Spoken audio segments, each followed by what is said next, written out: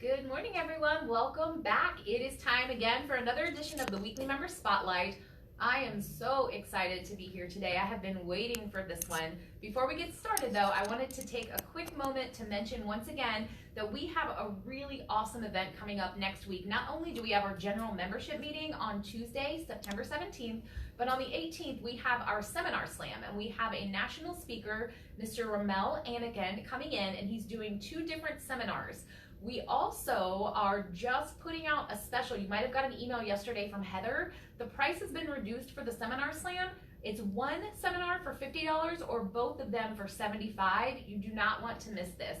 Ramel is going to be speaking in the morning about leasingology. It's a great way for your brand new leasing consultants just to get a little more knowledge about the industry. And then his afternoon seminar is called How Not to Lose a Residence in 12 Months. So we all want to get that information.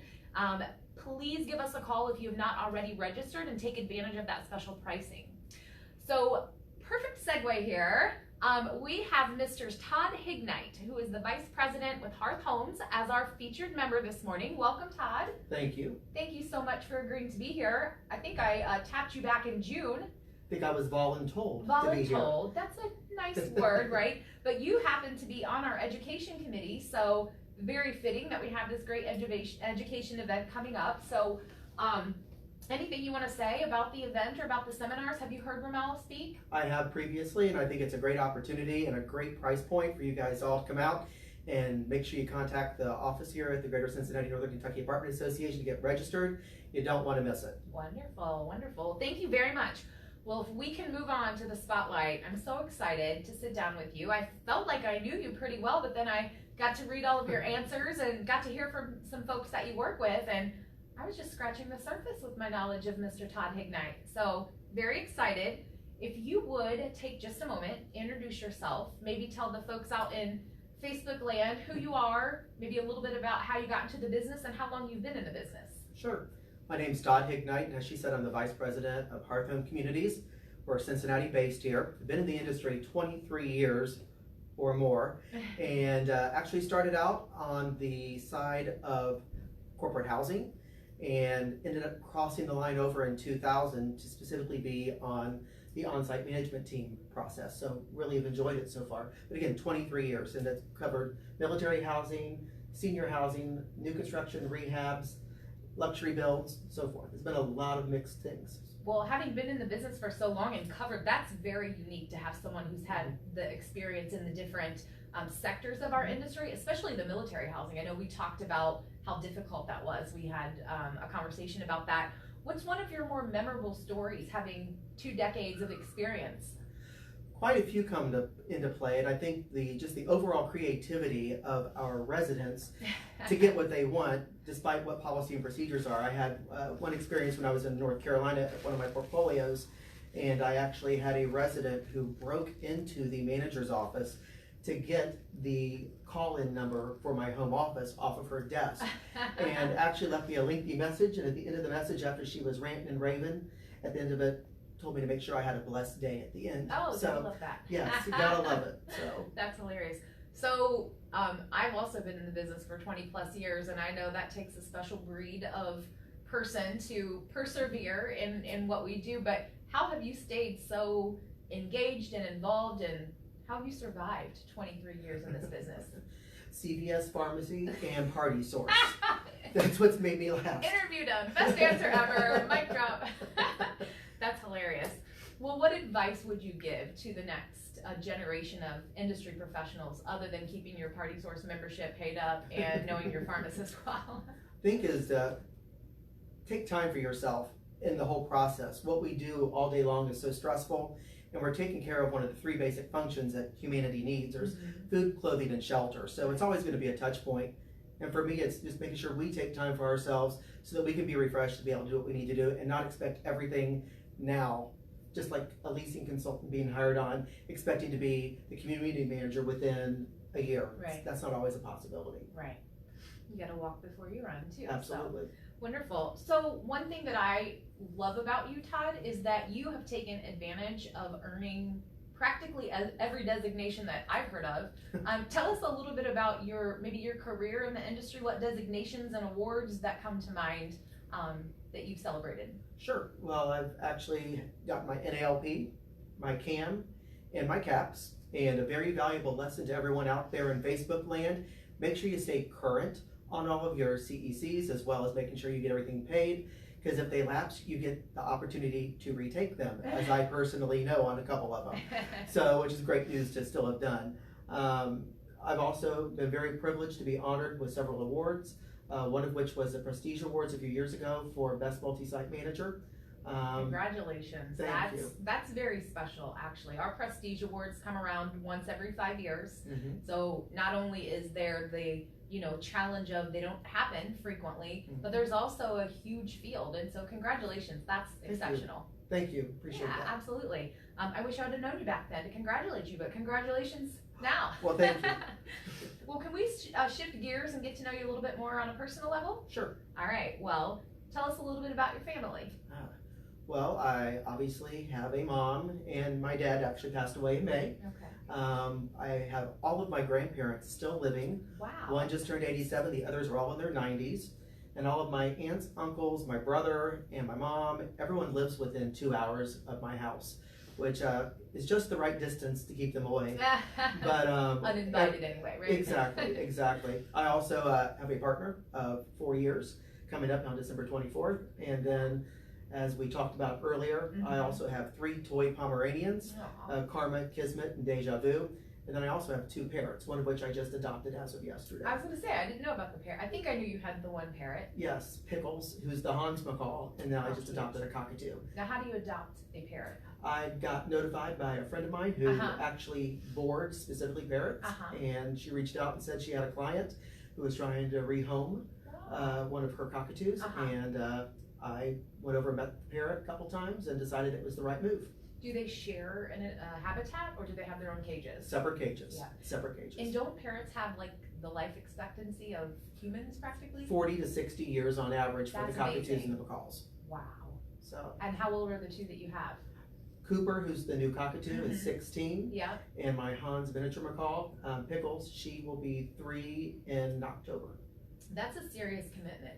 It is. On top of the little puppies that you have, and I can't wait to share those pictures because they're adorable, and you can tell they live better than many of us live because they are spoiled, I'm sure.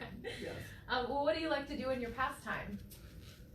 Quite a few things, actually. Again, I mentioned earlier about taking time for yourself. One of the things I enjoy is gardening. I love my flower beds and working out in the yard and doing the yard work. I also really enjoy cooking. And it's one of the things that I've gotten back into as we are entering the fall season, despite the 95-degree weather today. Right. So. Well, you shared some photographic evidence of what a great gardener you are. Your patio is gorgeous. Thank you. Absolutely Thank you. Gorgeous. I hope to see it in person soon. Me too.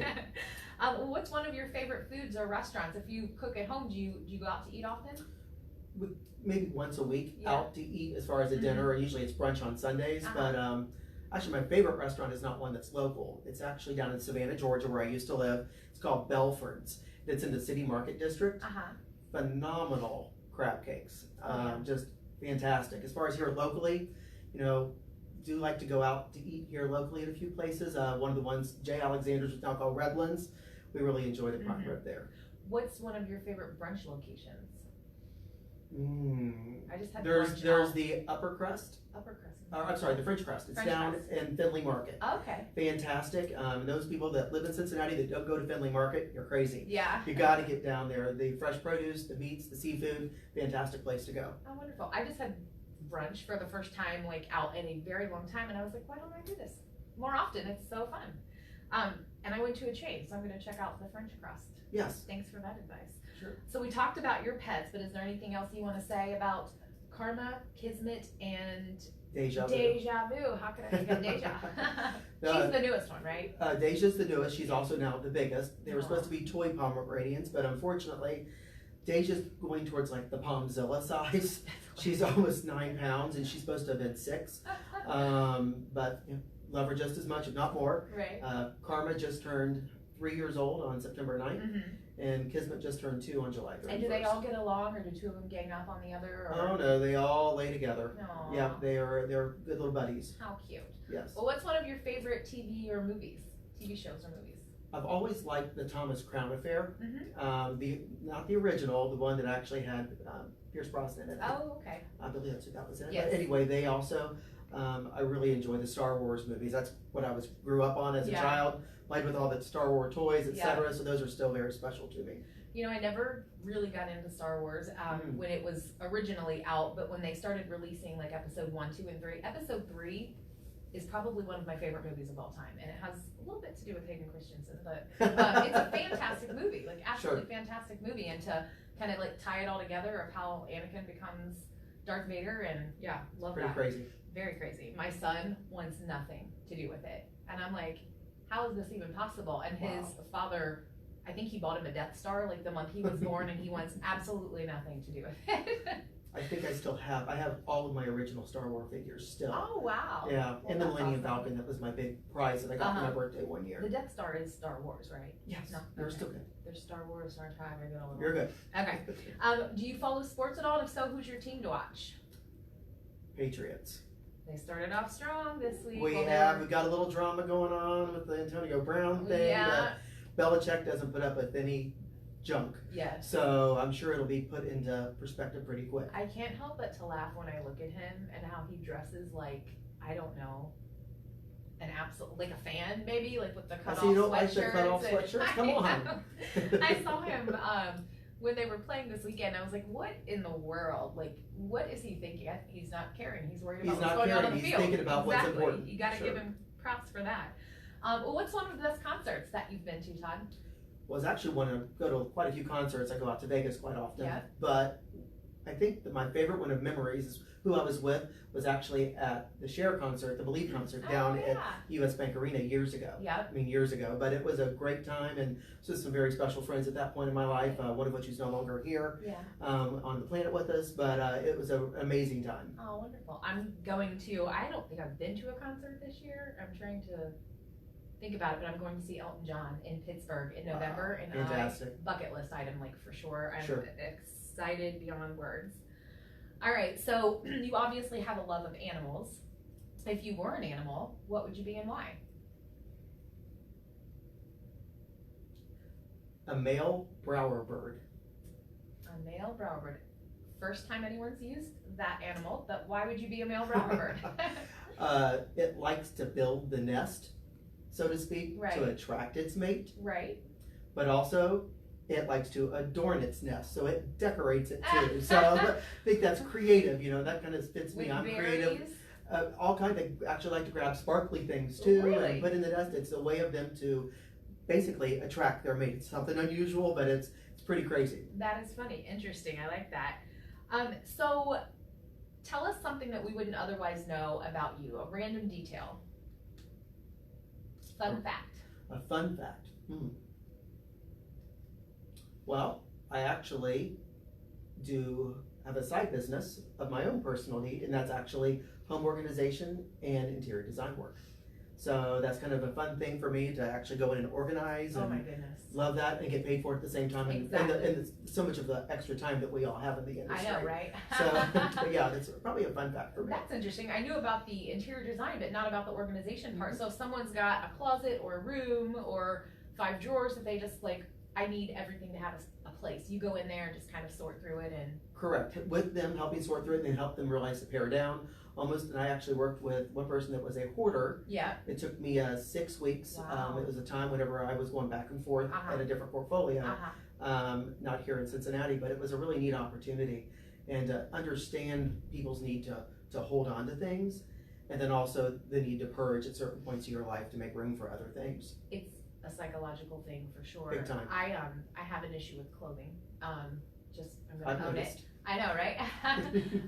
And so one of the things, and I have this ridiculous, I'll call it an ability to make it sound less ridiculous, but like I remember what I'm wearing at all times. So anytime anything meaningful has happened, I know what I'm wearing. Like I can tell you what I was wearing the day my father died. I can tell you what I was wearing, at any time that something memorable happened, and I won't get rid of stuff. Sure. And so I'm not talking to you about my closet because I had a friend who said someone gave her a gift and it was them organizing her closet for her, and she said it was the most liberating thing ever. So I know there's that psychological thing with hoarders, and we deal with that from time to time, Yes, but we do. there's also people who have skill in organizing things. And having someone that's like objective about it, that can come in and just be like, okay, you have 5 things and all 5 of them need a place and here's where they're going to go, and you know, it's like a task versus an emotional connection to something. Sure. So that's really interesting. How do you get your clients? Just people that you know? Word of and mouth. Word of mouth? Word of mouth. Wonderful. And I've actually done 2 of my neighbors' homes. Oh wow. When they moved into their new Yeah. homes as well, they actually reached out and helped pick out what closet system Right. for what their needs were. Right. So it was pretty fun. Love that. You also mentioned to me once that you collect art. How did you get into doing that? I've always been fascinated with being visually stimulated. Back, years ago, and I've got an artist in my family who does wow. beautiful oil work, very well known in the Columbus Short North District. Okay. So I think I just kind of got into it from that point, and then I just get moved by certain pieces. And I have a friend of mine, Alexis, who was with me in Savannah, and I just got mesmerized, and she's like, "Oh my God, you're going to buy that?" I'm like, "Yes, I am." Interesting. So it's just, I think the whole appeal of the visual stimulation, and it also, like your clothes, you can remember when I travel, I look for art, Yeah. and I can tell you where every piece of art was bought, Fascinating. and it was based on that. And I love original art. We're gonna have to have an offline conversation because I have 2 things to tell you about that, but I won't Okay. take up your interview time. So we're gonna wind it down because I know you have a fabulous Friday to get to, and I don't want to keep you any longer than we need to. But let me ask you just another question. What do you think folks who know you from the industry would say about who you are as a professional? I like to have a good time, but you got to get the job done. Right. I'm a goal setter. I achieve the goals. I can push, but I only push whenever we need to. Right. So I think setting expectations, those that work for me and with me know that we set reasonable expectations for the push. And it's not something that is to be micromanaged.